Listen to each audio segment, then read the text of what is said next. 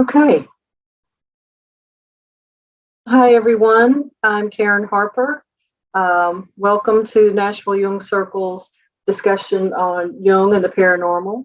And we're really hoping that this is going to be very interactive today. Do keep yourselves muted unless you have a question or a comment. And we're also going to have a long breakout session at the end. So, yes, we're excited to do this. Yeah, I'm Karen, the president of the Nashville Jung Circle. I'll be co-presenting with Alan Scalpone. Alan, you want to wave so people know who you are? Okay. He is our newest board member. He's also an actor, professional musician, and tarot reader, and an avid student of Jung's, which you will soon find out. So we'll each speak for about 30 minutes today. Again, you can question or comment throughout. And let's see, yeah, keep yourselves muted. Oh, I've also attached a reading list. We've compiled a reading list that is in the chat if you're interested. So hopefully you can, I'm not sure how to do that. It's in there, but hopefully you'll be able to click on it and keep it with you if you're interested. So this topic is personally relevant to me.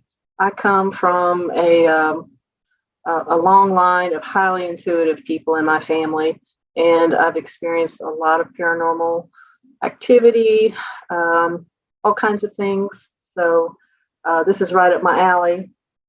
And what else was going to say? Oh, yeah, in fact, a Gallup poll stated that 75% of the people in the U.S. Believe in or have experienced paranormal situations. So I'll begin by discussing the connection between synchronicity and the paranormal, because we are looking at this through a depth psychology lens. I'm going to have a definition of terms, and then I'll also talk about crop circles. Alan will go more into details about ghosts, Jung's encounter with the paranormal, also including ghosts and spirits, and Jung's theories about UFOs. So let's see, I'm going to get my screen up. Let's see here.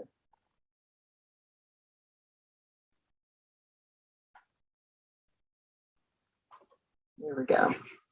Okay. Our program is being recorded for our YouTube channel. If you haven't looked at it, we've got several of our previous presentations on our YouTube channel. It's Nashville Jung Circle. And so because it's being recorded, you may want to share your most personal experiences in the breakout sessions. Of course, you can share it anytime, but if you're a little reluctant because it's being shared, the breakout sessions are not shared. And we want to respect everyone's encounters and questions, of course. This is sort of a sacred virtual space.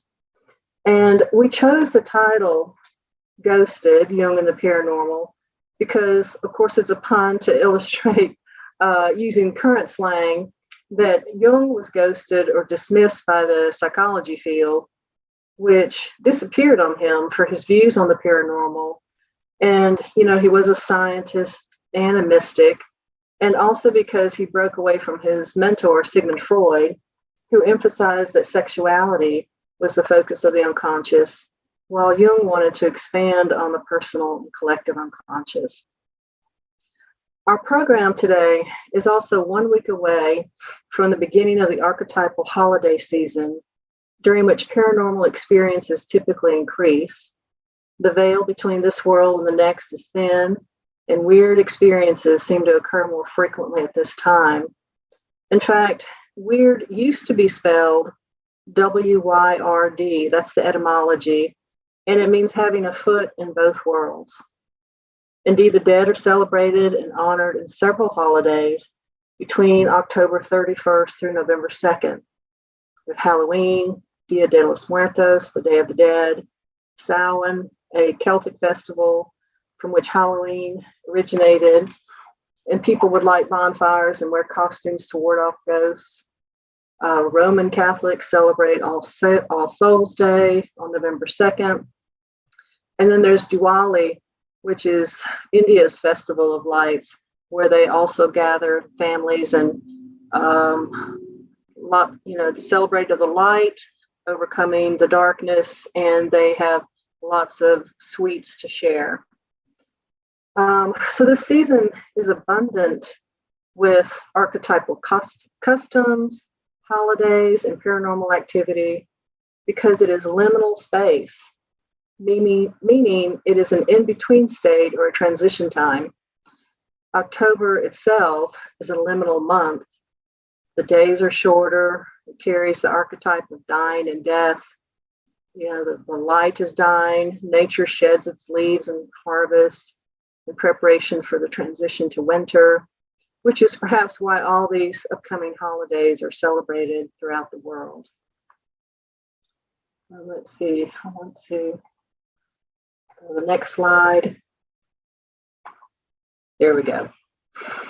I want to mention that when we dress up in costumes for Halloween or regalia for Dia de los Muertos, we are donning archetypal outfits and sometimes archetypal personifications of ourselves, an inner devil, angel, superhero, monster waiting to burst out, and even our costume pets greet trick-or-treaters.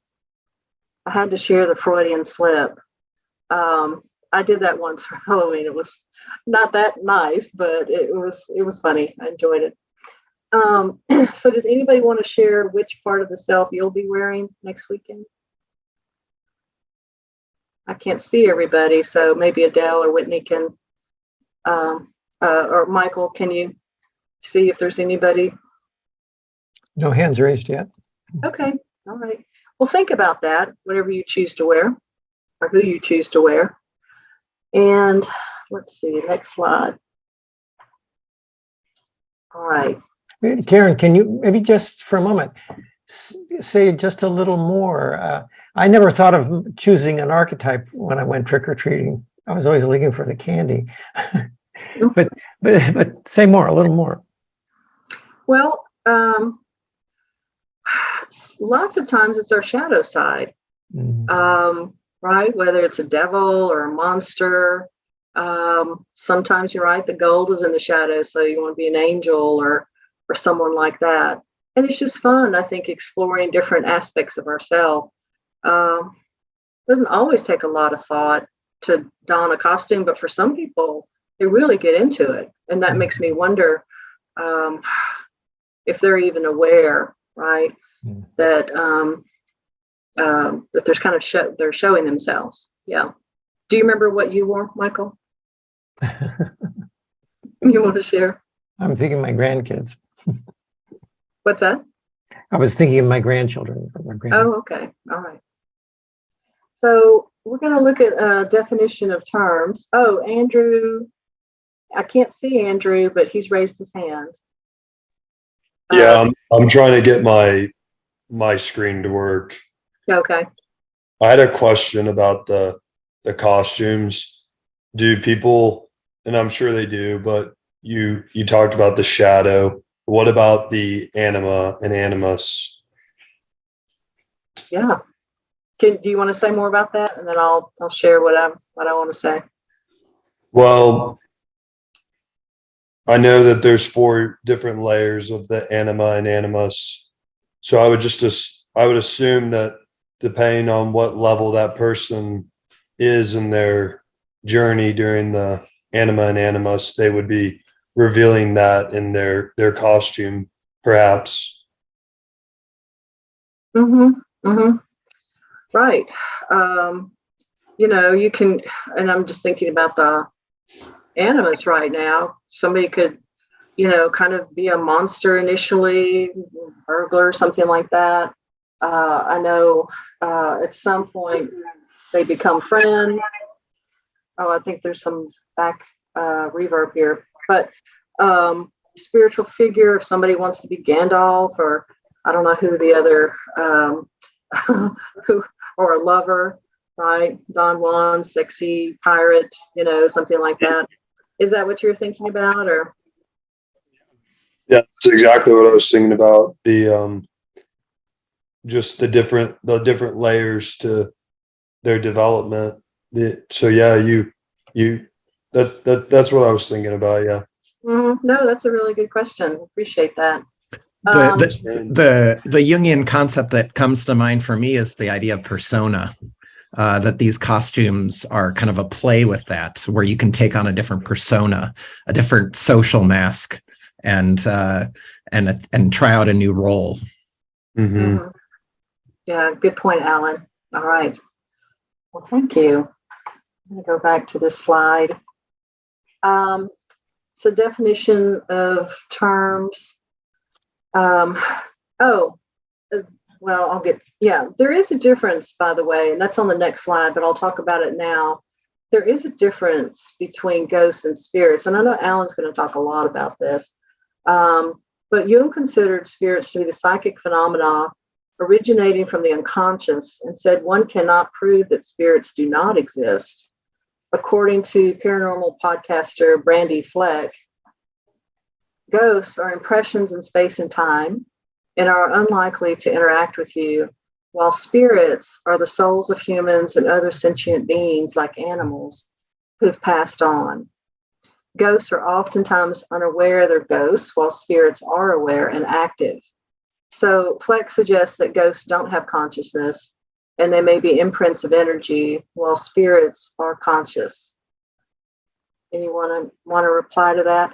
I've never been to a real haunted house. I try not to go to those, but I don't know if any. Well, maybe we can talk about that later. But I have seen some shows where people talk about the imprints of whoever used to live there. So who knows? Part of that is, the mystery. And in paranormal, this was first coined in 1871 to,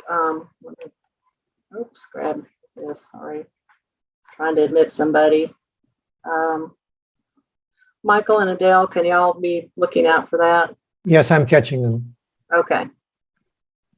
So back to paranormal. It was first coined in 1871 to describe psychical events that were controlled by unknown physical laws and includes phenomena such as ESP, telepathy, telekinesis, clairvoyance that are beyond the scope of normal scientific understanding.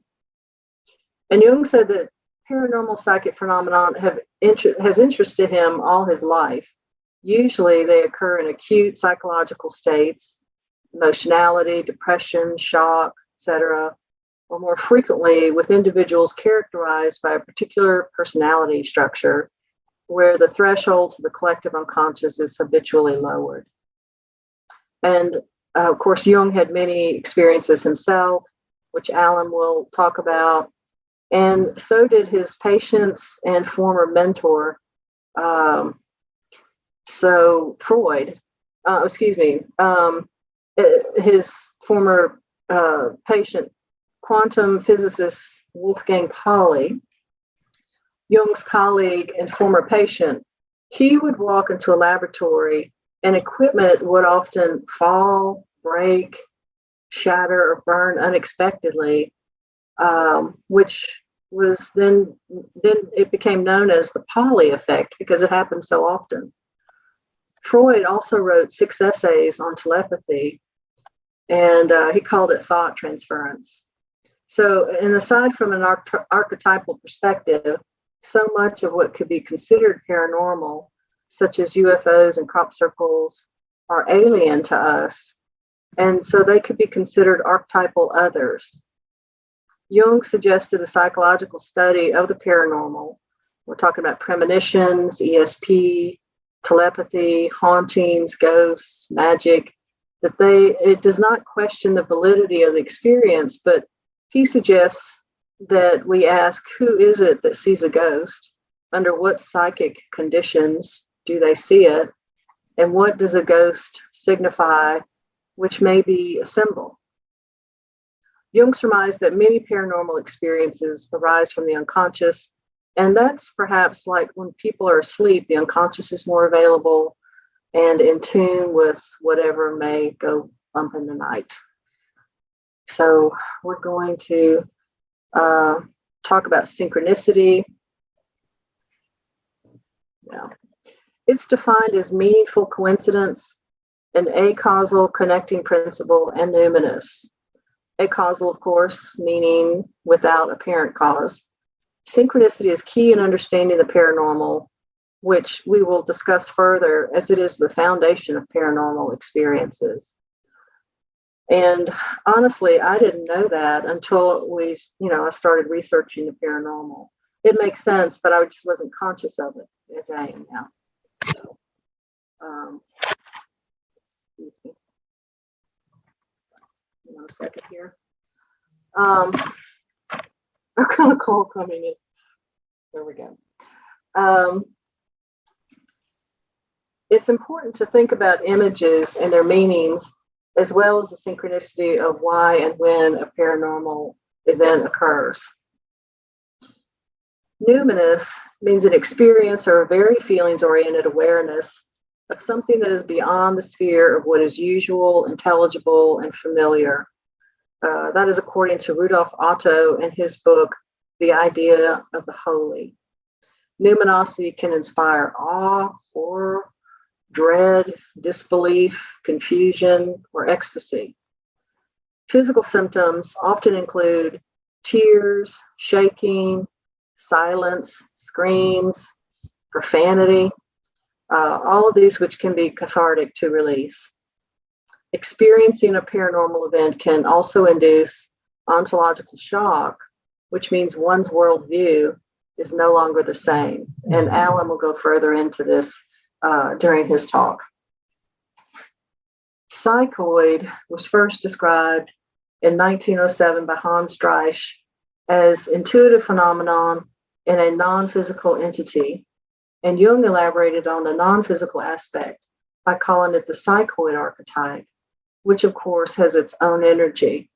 Jung said the psychoid aspect of his archetypal theory provides the bridge between causality and synchronicity.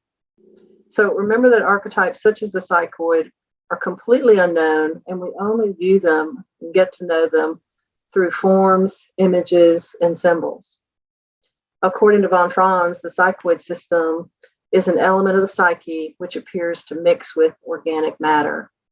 And I wouldn't be surprised that some synchronicity happens today during this program, because we're discussing the paranormal, which means we are in the archetypal field of the energy field of the psychoid already. So do let us know if you experience anything during this program. Let's see here. Next slide. I thought I would share this, and I want you to take a moment and look at all these different experiences, and especially those experiences that can happen in the home. I want to maybe count how many of these you've experienced.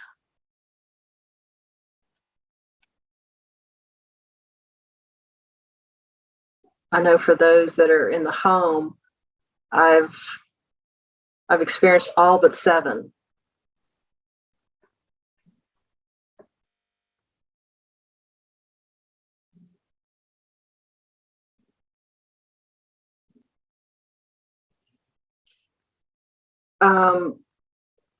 Alan will be talking about UFOs. I'll be talking about crop circles. Neither one of us are necessarily going to talk about cryptids, Sasquatch, Mothman.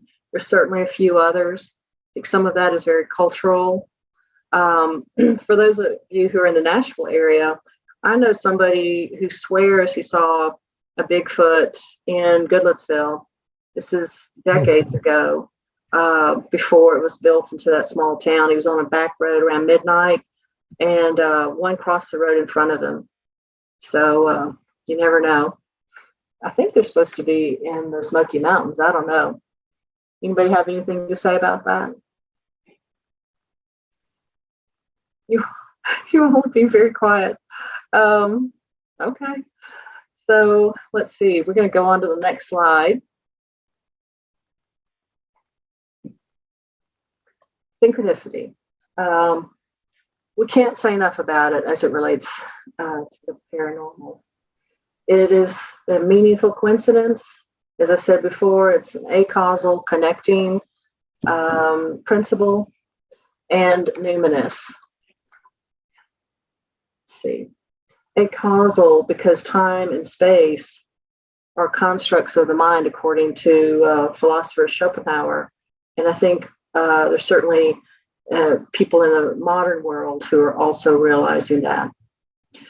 Veronica Goodchild, one of my Pacifica Graduate Institute professors, she wrote Songlines of the Soul, which highlights crop circles, UFOs, synchronicities, and mystical cities. She said that synchronicities tend to stop us in our tracks, slow us down, and move us into the present moment, and that kairos, or divine right timing, also seems at play. Does anybody want to share a brief example of synchronicity in their life?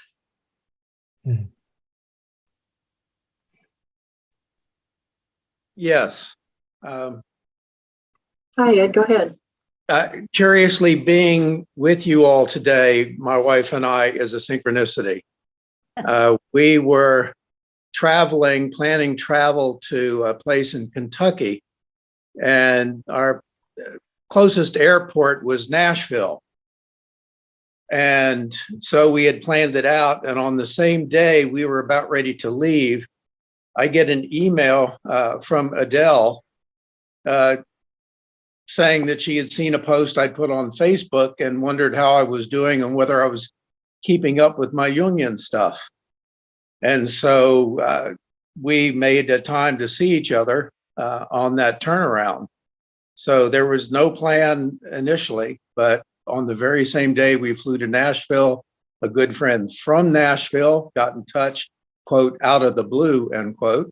And then we had lunch, and she invited us to listen to this broadcast. So I would put that under the synchronicity list.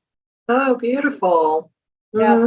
Thanks, Ed. I was going to say the same thing, because we haven't probably talked in 8 or 10 years, maybe. Correct. Yeah. So that was very much a synchronicity, I thought, as well. A pleasant one. Yeah. Thanks for the addition. Yes. I have a synchronicity. Actually, I've known Alan Scalpone since I was like 14, and we used to share paranormal experiences. So this is a great synchronicity because he helped me come to you guys. So thank you so much. Thank you. Linda had something. Oh, go ahead. You're Somebody muted. Who's that? Linda's muted. Oh, okay. Mine may take too long to share. It's a little complicated. Maybe I should save it for the breakout. Oh, okay. All right. Well, and you hear about them all the time, like somebody will be reading a book on in an airplane and they're seated right next to the author, things like that. So mine is too long to share as well, but I'll talk more about that later. But thank you all for sharing. And, one of Jung's most famous synchronicities happened with a patient. A scarab beetle flew in from his office window while a client was discussing a dream about a golden scarab. Many of you already probably know that, but what I didn't know as I read further was that in the telling of this event, he wrote that he had been hoping that something unexpected and irrational would happen because this client was so rational. And that makes me wonder if synchronicity can also be some sort of type of manifestation, maybe from the unconscious, as well as emanating from the unconscious, or perhaps he had a premonition. So, of course, I don't know, but it does make me wonder in a way that I had not wondered and been curious about before. Does anybody have any thoughts on that? Okay, Karen, go ahead, Ed. It looks like he was going to say something. The example you gave of the rationality of the patient, the word that popped into my mind was a compensatory experience. Mm-hmm. When it was so hugely rational that something non-rational had to jump in and make itself known. That just a thought. No, that's good. Thank you. Linda's, Karen, Yes, go ahead. I think a synchronicity that we don't pay much attention to because we don't often pay close attention to our dreams is that in my experience, frequently I'll have a dream on a particular night that will tell me something about what's going to happen the next day. But if I'm not paying attention, I don't notice that. Yeah. Okay. So you're talking about, which I think premonition, right? All of this is based on synchronicity. I would sort of venture to go a little along with what Linda's just saying. I can't tell you how many times I've had the experience where something that's been capturing my attention and consciousness, which is bothersome, if I have the ability to kind of let go. And an example last week was just getting outside and walking and running into a neighbor in the neighborhood who's taking big long walks at 90 years old and just finding, oh my God, that was a synchronicity, because just letting go and being with the moment, time and time again, something kind of wonderful pops up out of it. No, that's a really good point. Yeah, I like that. And also, I've got this slide up. It provides information and meaning, and it really is a guidepost if we're paying attention. I think synchronicity happens a lot more than people give it credit. You hear a lot where it's really about like during a time of crisis. And I had a client, this was years ago, who was going through a really hard time. She opened up her, her front door. It's a very blustery day, and she saw this piece of paper floating around, being whipped around by the wind, and it came up through the wind onto her porch. So she picks up the paper. It's a poem, and is exactly what she needed to hear that day. So, to me, that was just a wonderful example of psyche and matter combining during a time of crisis. So, yeah. Let's see. Joseph Cambray, he also wrote a wonderful book on this subject. He's a former president of Pacifica. And he suggested that synchronicity shocks or surprises the mind, rendering it open to new possibilities, offering a glimpse of the interconnecting fabric of the universe. And I know that I've had a few synchronicities that have directed my life path and answered some important questions. So von Franz said that synchronicity used to be called miracles or magic, as synchronous events include the irrational, the impossible, emotional, and the intuitive. And so speaking of all of that, this also describes, I think, maybe crop circles. So we're going to talk about that. Karen, Sydney had her hand up a moment ago. Oh, go ahead. You're muted, Sydney. Okay, I'm sorry. Hello. I actually just was clapping. Karen's last, your last example that you were talking about, I think this lady was your friend, maybe, that was sitting on the porch and the sign came blowing onto the porch and it was a poem. Right. Okay. The exact same thing happened to me. Oh gosh. The exact same thing. And for years, although it wasn't a poem, but the word said on this poster, and it came at a critical time in my life where I was involved in a transition, a life transition. So I was very confused and was spending a lot of time in prayer. But the words on this sign said divine intervention. And I had been praying for something specifically. And so it was and I was going, what in the world? And actually divine intervention, it had a word at the end of the poster, at the bottom of it, by a music group.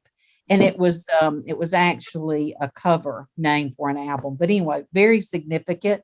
A synchronicity happened today, right now. So all those years ago, when I was a little bit doubtful and wondering, was that even possible that came at that moment and felt so magical, and then boom, there you were, and you just told the story. So that was very interesting.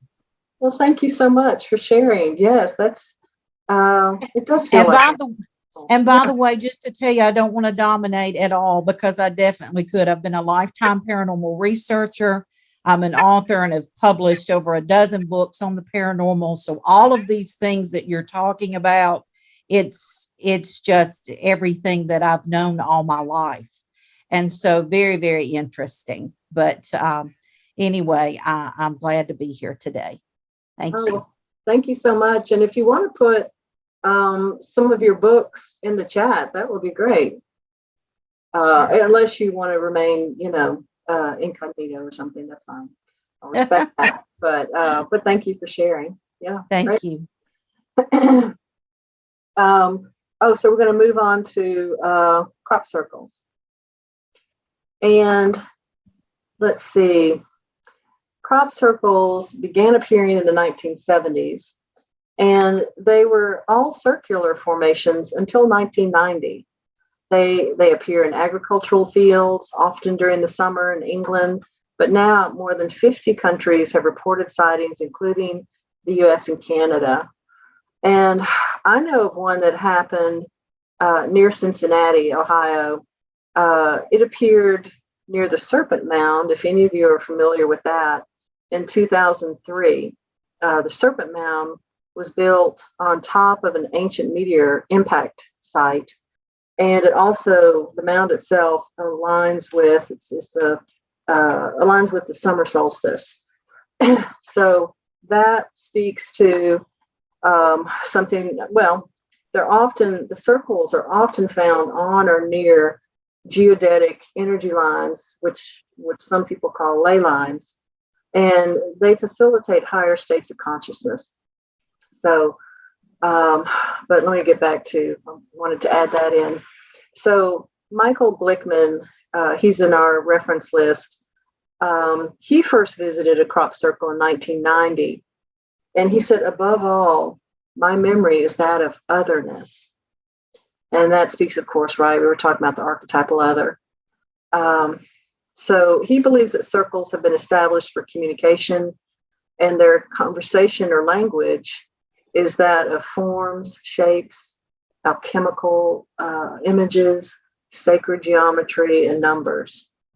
For example, the crop circle that's on the bottom right, if you can see that arrow, but the bottom right of the slide, that was formed in 2008. And it is a depiction of the solar system for 2012, which was the end of the Mayan calendar. Glickman further adds that the world's dogged refusal to take crop circles seriously is as astonishing and consistent a phenomenon as the circles themselves. There were two guys, Doug and Dave, I think, that said, "Oh, we've done all of these." They were trying to say that it was a prank, but they were debunked. So, and I'm curious if anyone here has actually seen one in person and maybe would like to share. I would love to go, but haven't. Anyone? Linda. No? Okay. Karen? Yes. I haven't experienced a crop circle, but I don't know if this is relevant, but it reminds me there was a film that came out a few years ago called Arrival. Some of you on this call may have seen it. And it was about the arrival of some aliens. And they had, when you said these crop circles are about communication, in that film, they had a form of communication that was completely alien to us, but it was circular. It had to do with circular patterns, was how they communicated. And that makes me think that whoever wrote that film may have had more knowledge than just their imagination. Oh, that's interesting. Yeah, I'll have to look that one up. Now, another thing, I may be getting outside my comfort zone as I say this, but energy can happen anytime. And so, not that I'm going to leave this slide up. Actually, it is my last slide, so I guess I could leave it up for a little bit. I'm going to say you don't actually have to be in a crop circle to experience its energy. Now, those that do, and Veronica Goodchild, who wrote Songlines, she visits them yearly. That's her summer, is to go visit the crop circles. And I know she fell asleep. I've heard other, people talk about they will induce a sleep or a trance state. So I don't know. I haven't peered at these long enough to kind of get that feel, but it's possible. I think almost anything's possible. So, but she said, Goodchild said that like UFOs, crop circles are another excellent example of synchronicity on a collective level, rising out of the psychoid archetype and pointing to the spiritualization and meaning of matter itself.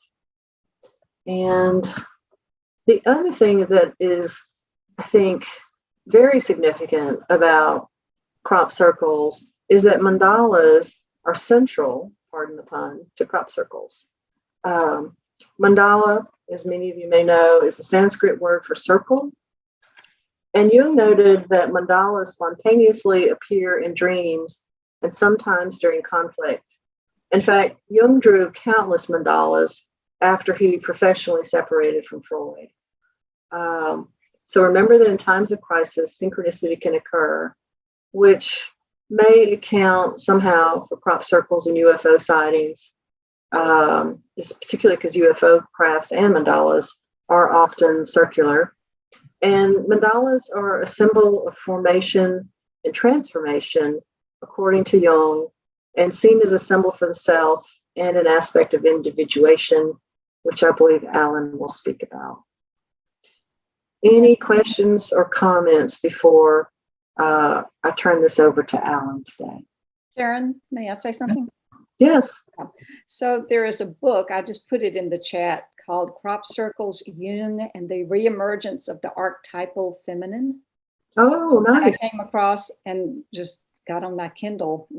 And so anyway, it's interesting that the subtitle is Reemergence of the Archetypal Feminine, and that these started occurring in the 1970s and, parallel some other movements that we would think have to do with the feminine, of the feminine.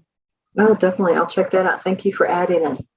Interestingly, too, I'll just add that a common motif in UFO sightings these days is the triangle, specifically the black triangle, which is also a feminine archetype, especially in esotericism. Just want to add that. Why do you think that is?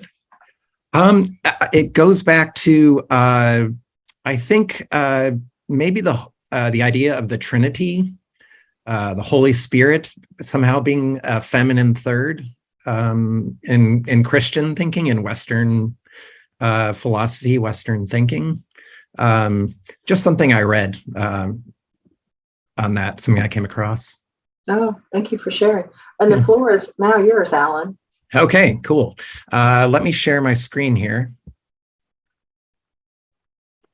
Thanks for that overview, Karen. And so I'll start out my side of the talk by mentioning two paranormal experiences I had. One was back in 1982 when I was 8 years old.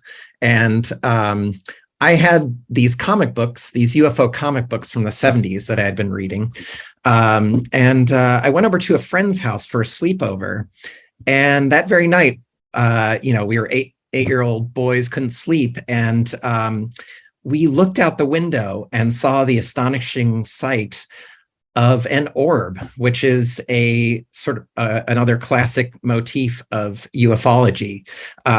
It was a big red orb, and it was going down our bucolic suburban street. And my friend saw it too, and we both we saw it. Then we hit the deck in fright. And later on, we compared notes, and our experiences were very different. So we both saw something at the same time, but there was something elusive about it too, and dreamlike. Fast forward to a couple of years ago in 2019, I woke up from a kind of mystical dream, and I was in that hypnagogic or hypnopompic state where you're awake but you can't really move. It's a kind of sleep paralysis. And above my bed there was a beautiful shimmering orb of starlight that descended, and I ended up waking up as it disappeared. But the two things are tied in my mind. And they encapsulate what's so strange and numinous about the paranormal, and how they're in all these experiences. I've spent decades reading about UFOs and ghosts and all that, and there always seems to be a strange sort of inside-outside feature to these tales, where it's not really one or the other. And there's overlap, much like in, with what Karen was talking about with synchronicity, where it seems to, there seems to be just this odd overlap when you have this like incredible coincidence, like when a song on the radio comes on, and then you pass by a billboard for that artist, or something even more dramatic. You're thinking of a person and then they call on the phone. There's just this sudden synchronization with the inner and the outer. And with the paranormal, with a lot of the more dramatic tales of these things, and they are common. These things are very common to me. I bet many of us here have these experiences.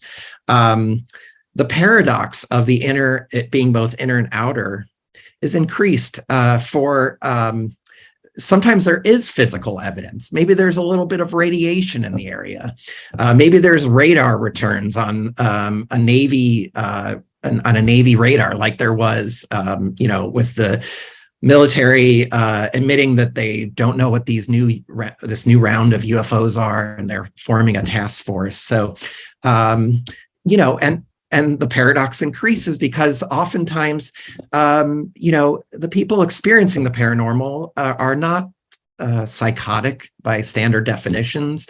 You can't pick up the standard diagnosis manual, the DSM, in psychology and label them as with some sort of mental illness. No, these experiences are numinous, and they're happening to reasonable people. But you read about this stuff, and it often does occur in liminal spaces and times, where there's an ambiguity. It happens at night, or in abandoned buildings, or old houses, or in a lonely country road. Those are the sort of hallmarks of these experiences often. Some people do seem to have a proclivity towards having these experiences. I think of Wednesday Addams. I just watched Beetlejuice for the first time in a really long time, and there's that scene where the ghosts are wondering why the young girl can see them, and she says, "Well, some people say the Book of the Dead says that the living can't see they don't see the strange and unusual, but I myself am strange and unusual." So she sees, maybe she's just more attuned to it because she thinks about it or something. But Jung was one of those people who definitely had, for whatever reason, he had it seems like a genetic propensity to see the paranormal, to experience it. And this goes back to his family line, specifically his mother's family line, his maternal side, his grandfather, Samuel Preiswerk, was a well-respected clergyman and religious writer. And he saw ghosts. He said he felt spirits around him when he was writing his sermons. The whole family on his mother's side was interested in this. And granted, it was the age of spiritualism. Jung was born in 1875. And so these are the formative days of that thought. And so the household, Jung's household, was charged with those stories. His mother, during the day, Jung said his mother was very reasonable and a good mom, very domineering, and very practical. However, at night she became a different person and said she saw spirits in the bedroom, and Jung said it used to be very unsettling for him, and that he even saw a phantom outside of her door when he was very young. His childhood experiences, when he was a teenager, the stage was set for him to look into this phenomenon seriously when he was in the room with his mother and someone else, another family member, and his kitchen table, his dining room table, which was made out of very sturdy hardwood, walnut, suddenly exploded. The top just exploded. And a little while later, when Jung wasn't in the room, this was mirrored by another explosion, that of a bread knife sitting in a drawer, and it broke into 4 different pieces. And the family took the knife to a metallurgist in town, and he was baffled. He didn't know why that had happened, as the knife seemed to be extremely sound and well constructed. So Jung started to want to look at this and really understand what was happening here. Others were just believers in spiritualism. He wanted to understand what was really happening psychologically.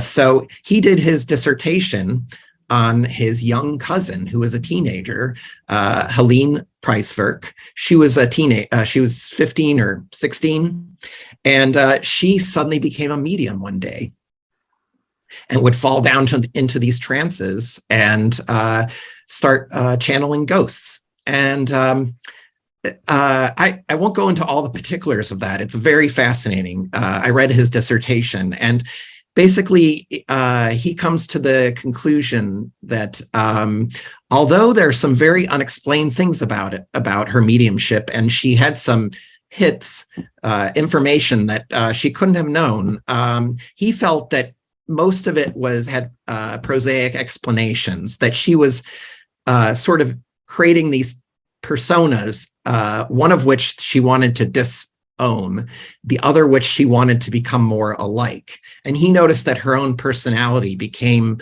like that other ghost eventually. And so unfortunately, she ended up dying at 30. But Jung said she was an old soul. So from then on, Jung started increasingly experiencing the paranormal, and it started getting much more dramatic. It was to get much more dramatic, starting with his break from Freud, which was a very tumultuous time in his life, around, I think, 1912, 1913. And that's when the weird stuff started. So Jung had 3 different kinds of experiences. He had synchronicities, he had premonitions, and then he had the full-blown WTF, ghosts or hauntings happen to him. So I'm going to focus on the latter 2. Karen covered a little bit of the synchronicities. So let's talk about the ghosts. In 1916, so he had a split with Freud, and he started composing the Black Books, which became what we know today as the Red Books. But this was an attempt where he was coming up with a process to go as deep as he could within, and pull out all the contents, the pertinent contents of his own unconscious, and put it into writing. And this energetic activity, psychically energetic activity, seemed to pull out these hauntings. In the middle of writing the Red Book, when he was at the house with, I think some house cleaners, maids or something, the doorbell started ringing frantically, and everyone witnessed this, and no one was there. By the way, for my slides, I used an AI art program called Midjourney that I'm absolutely addicted to. And this is what the program, in tandem with my instructions, came up with for this experience. But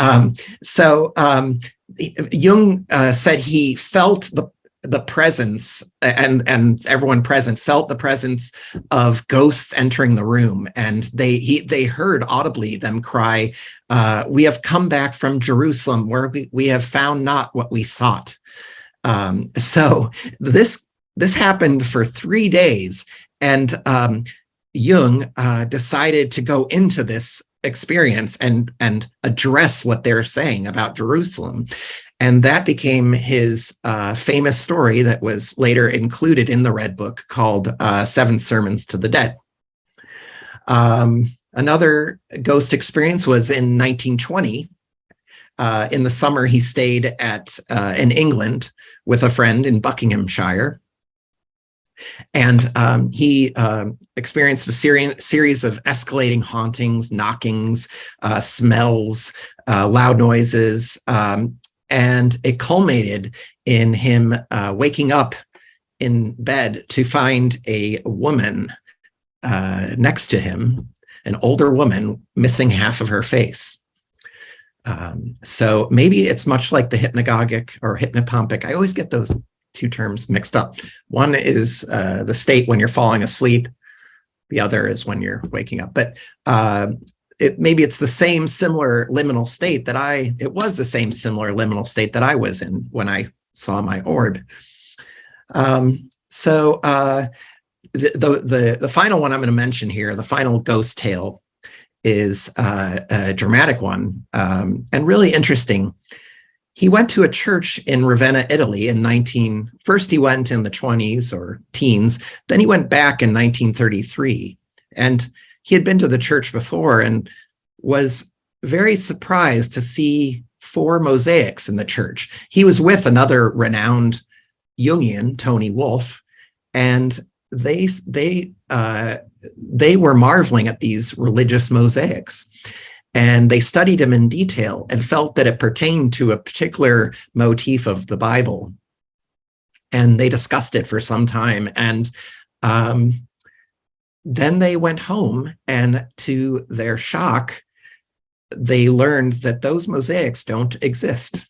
They never existed. It was a shared paranormal experience between he and Tony Wolff. And I think a friend confirmed that there were mosaics, but they had nothing to do with the myth of with that particular biblical story that they saw. So perhaps Jung saw some meaning in there that he wanted to see, and that was projected outwards. And he and Tony Wolff shared in this. It's a mystery. We can move on to more premonition type experiences. And Jung had many of those. I'll just cover a few to keep things moving along. Jung once woke from sleep, and he said he felt someone enter the room, and he suddenly felt a pounding headache in his forehead, and then it moved to the back of his head. And later that morning, he discovered, he heard the news that one of his analsans, one of the people he was analyzing, had shot themselves in the forehead.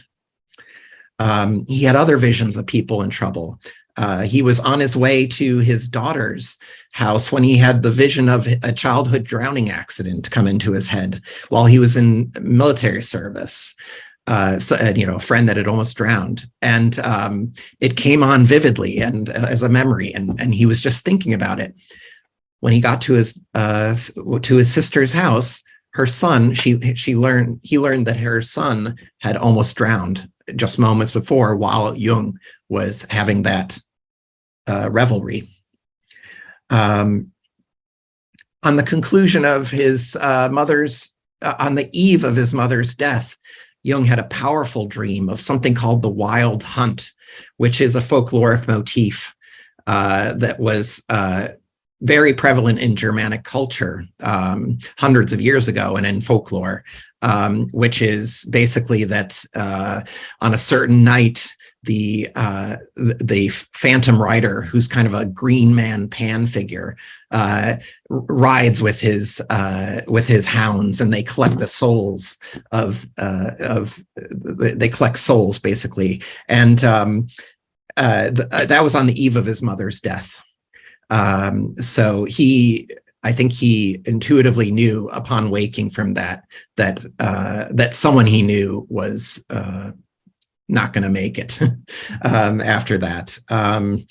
There's a really fascinating psychic experience, paranormal experience with his doctor when Jung was in a coma, which I won't go into, but or I can go into it after my talk. But it's really great. He basically predicted he had a vision of his own doctor's death too in that case. So Jung definitely grappled with this question of the inner and outer. Where is that boundary? What do these things mean? How are they meaningful? We can't really know. We can't really put these experiences in a lab. They're anomalous. So how do we study them? But he decided that let's conceptualize it, with which he did in the late 1920s with synchronicity. And let's take it seriously, and let's use it. Let's use synchronicities to go within. And on a personal note, I read tarot cards, and it's kind of a laboratory for synchronicity. And I witness synchronicities all the time with my tarot cards, and I think the people I read for do too. And I just find it to be extremely therapeutic and just very, very useful to cultivate that awareness and appreciation of them. So I just did a lot of talking, and I'd like to move on, but are there any questions? I just wanted to comment on the story that you were talking about with Carl Jung with his doctor. He it is very interesting, because he called that he was in his bed dying. He was about to die, and then the doctor, he knew that he was going to die because he felt his soul leaving, but he was so upset that the doctor was going to take his place that he actually asked the doctor to not take him as his doctor anymore. And the doctor ended up dying a few days later, but that's in his book. That's in his biography. Yes. So yeah, that's a really cool. That is a cool story. Yes, thanks for filling in the details of that. Yeah, his biography is fantastic. It's called Memories, Dreams, Reflections, and a lot of these paranormal experiences are in there. So check that one out if you're interested in the subject matter. That's in our bibliography too. Yeah, it's a good book. I've read it. Great. I loved it. So if there are no more questions. I'd add a little bit here, Alan. Yeah. I was specifically trying to relate to the experiences I had in Bolingen during the 70s, and when I was filming the the documentary Matter of Heart when we were doing the interviews with people in Zurich. And what comes to my mind is these are just stories that relate to the kind of sensitivity you've been talking about. And one of them, my brother Mark talked about in more detail when we had a talk about Matter of Heart, making Matter of Heart, is a grandson, Dieter Baumann, who when we interviewed him for our documentary, he went to a specific part on the Lake of Zurich. And the reason that he was drawn there is that it had been a center of some interest from Jung himself, because there was a sense that something unusual or had happened at that spot. And it was not far after that, if I remember the details correctly, that indeed that area was then shown and demonstrated to be a place where there were corpses, bog corpses in the mud that had been there from very early times, as if the sensitivity you've been talking about with Jung very much connected to his own land there. And a couple of other things related to Jung and his behavior. C.A. Meyer talks about how he was out rowing on the Lake of Zurich with Jung, and Jung wouldn't stop criticizing him. And just every move he made, C.A. Meyer said, Meyer got so frustrated, he finally threw down the oars and said, "You do it yourself. You row the boat back yourself." But the piece of it that I want to connect to on that is that Rudy Nihus, another grandchild, talked about a transition for Jung. A transition for Jung that he let the grandchildren know he's leaving something of his persona. And the episode that Dieter Baumann talked about was that the grandkids had brought the boats into the docking spot at Bollingen where Jung lived. And typically, if they weren't precisely to what Jung demanded, he would throw a fit and be very angry at the grandkids. And this time, he sort of let it go, and they felt, he's let go of his control. So a transition aspect for Jung himself. Another piece, final piece, is relating to the experiences of synchronicity, or certainly a very profound experience. Mark and I were invited by Dieter Baumann to have breakfast at Bollingen Tower. And Jung Dieter brought out oatmeal that had worms in it, and we didn't eat that. But he took us inside the tower. And the thing that was striking for me is that I come from a filmmaking family, and my uncle for many, many years made films that were quite widely shown using mandalas. Yantra is one of the names of the films, but of mandalas, the richness of the mandalas from the Indian tradition. So walking up the tower in Bollingen, there were Jung's paintings, and it didn't feel odd at all. It just felt quite natural to see that. But it was a reconnection to something that I had had in my own life. That's beautiful. And that's an interesting story about Jung's psychology to add into the mix with that story on the boat. Thanks for sharing. Okay, so moving on to the ontological shock. What I've got here, Karen and I talked about the ontological shock, and we thought of the story of Scrooge being visited by the ghosts, specifically the ghost of Christmas Future. So that's what I've got here. That is definitely a kind of ontological shock where Scrooge's world is rocked by these visits. So what was Jung to make of all this crazy stuff happening in his life? Well, luckily he had ontological flexibility. Ontology means the study of the real. What is real? So Jung was flexible in this sense, and he was comfortable with uncertainty and ambiguity, and he intuitively grasped that there's always at least a little bit of subjectivity in whatever one is observing. But these ghost experiences, I mean, God, they can be really intense. And,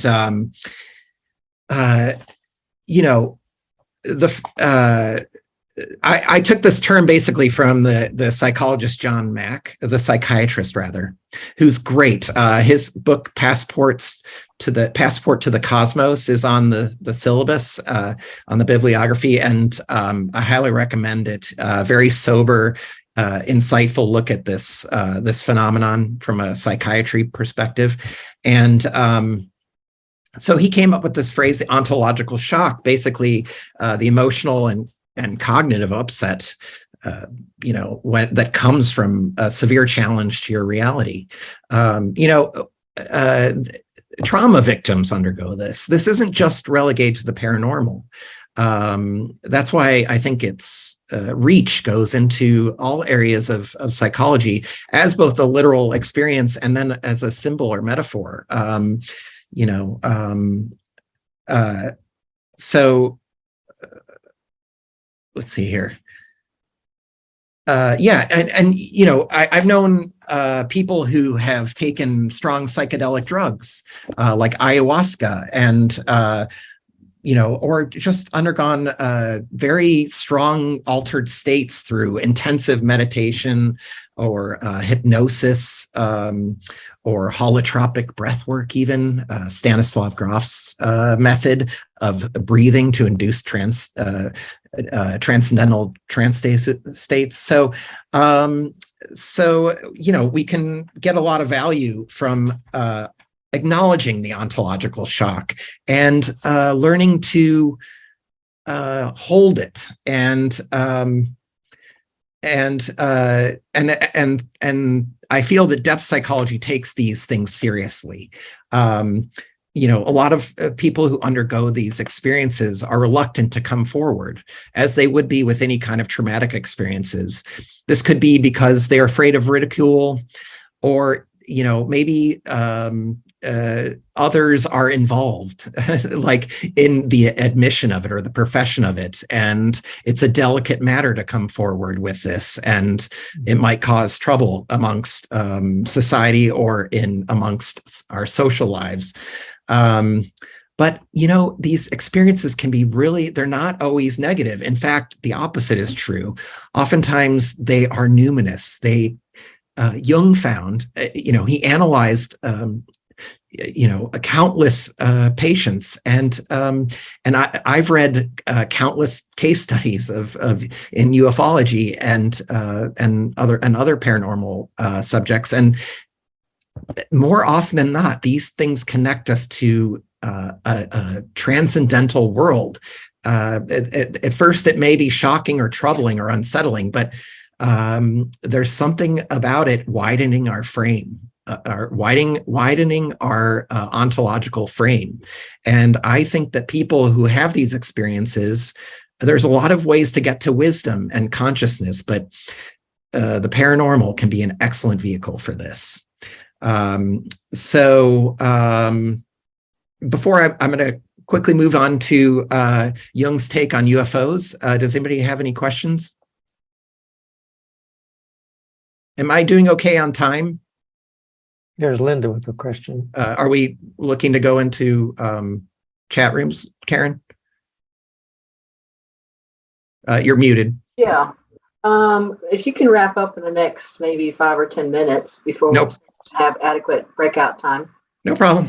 Alan, yeah. I'm not seeing the bibliography that you mentioned. You said it was on the chat. I'm not seeing it. Karen's are you gonna post that at the end? Well, I did put it in the chat, but I'll do that again later if it's not on there. Okay. Also, I was going to say, I don't know how to paste that into the chat, but I could send that out as an email, just that list to everyone, that's on our email list, if you'd like to have a list, that listing of the bibliography. Okay. Thank you, Adele. Thanks, Adele. Okay, so Jung was, let me change my slide here. There we go. UFOs and UAPs. UAPs is the preferred nomenclature now. UFOs and flying saucers were the term that Jung would have used back in the 1950s when he wrote his book on his thoughts of flying saucers called Flying Saucers, a modern myth of things seen in the skies. But UAP stands for unidentified aerial phenomena. That's the term that some people are using these days. So in that book, Jung did not resolve whether UFOs are inside or outside. He kind of approaches it like a both and situation, and very fascinating. And Karen covered a little bit of it in crop circles that, that they seem to have these archetypal symbols to a lot of sightings and crop circles, and a lot of that phenomenon has archetypal imagery to it. A lot of abductees report very archetypal imagery. So Jung sort of makes 3 points in this book. That he notices that there's definite projection happening in the culture at the time he was writing, and still happening, of course. Psychological projection is when you take your unconscious contents, the things that you don't acknowledge or aren't aware about yourself, your inner imagery and your inner meanings, and you project it outwards onto an object. So he felt that who knows what these objects that everyone was seeing rampantly all over the world in the 40s and 50s, but he felt that there was some archetypal projections happening, that people were projecting their own unconscious onto these things. That being said, he also felt there was an outside quality to this, that that these things were being documented, that there was evidence, there were radar returns, something was happening. It might not be aliens, but something very strange was happening, and then the sort of last thing he does is he analyzes a lot of dreams. And I found that fascinating because he takes case studies of his analysans and unpacks them and shows how, the UFO reports of the day are very oftentimes similar to his analysans' dreams, even when they aren't interested in those subjects or paying attention. And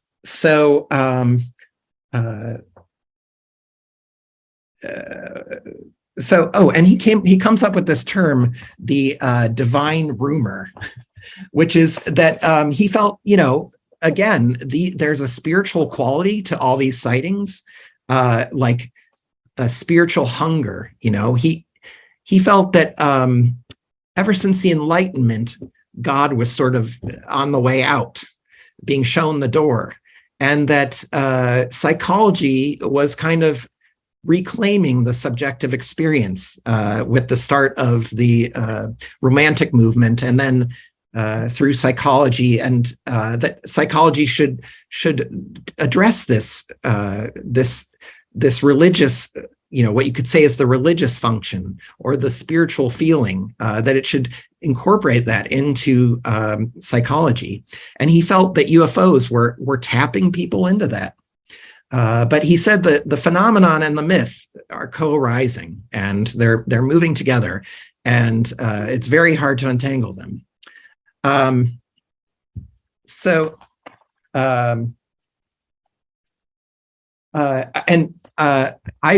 Two of my favorite paranormal researchers are John Keel, who wrote the Mothman Prophecies, and he's just a great journalist with lots of integrity, to my mind.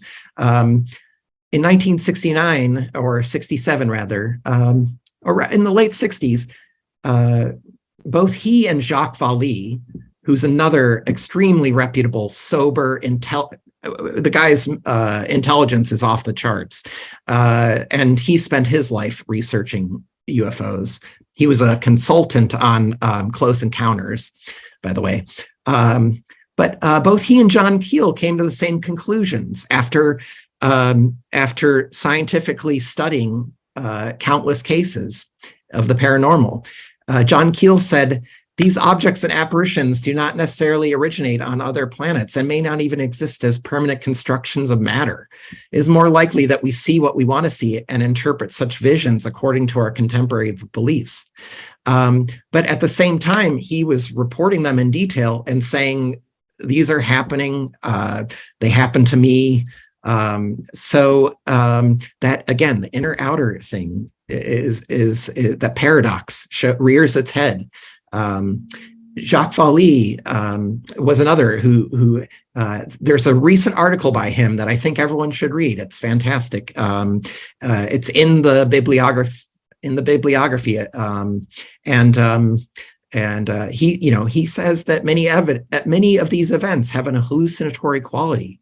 They're dreamlike.